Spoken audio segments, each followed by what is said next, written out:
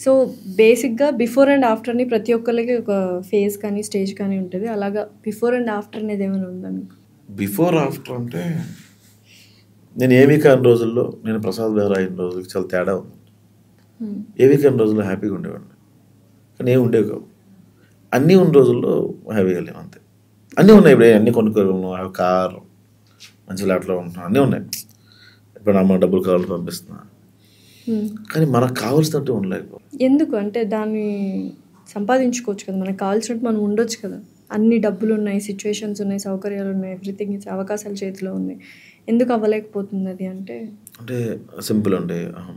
నేను కృష్ణానగర్ రూమ్లో ఉన్నప్పుడు ఓ బిర్యానీ తినడం కల. ఎవరైనా ఫ్రెండ్ వచ్చి అరే బిర్యానీకి వెళ్దాంరా అంటే చాలా ఆస్వాదిస్తూ తినేవాళ్ళం. మీరు బిర్యానీ ఆస్వాదించి నిలలేంది. రెగ్యులర్గా బిర్యానీ, రెగ్యులర్గా చికెన్. మన పల్లెటూరులో, మా ఊర్లో, మన అంటే మన అందరికీ వర్తిస్తుందేమో, మా ఊర్లో చికెన్ తెచ్చాము అంటే చుట్టాలు వచ్చినట్టు అర్థం.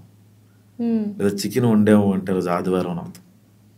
చికెన్కి కూడా ఒక నాన్ వెజ్ తిన్న ఒక ప్రియారిటీ ఉండేది.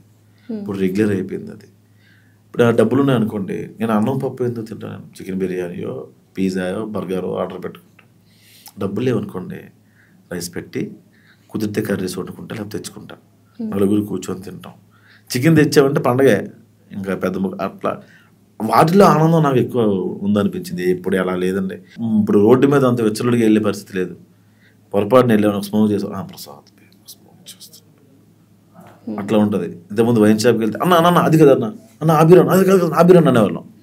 ఇప్పుడు అన్న బీరేవా అంటే వాడు చూస్తుంటాం అని చెప్పి ఇలా కవర్ ఇస్తారు, మన కవర్ ఫ్రీ తీసుకోని. సో కొన్ని ప్రైవసీలు పోతాయి. ఇవేమీ లేనప్పుడే బయట వెచ్చలుడికి తిరిగేవాళ్ళం.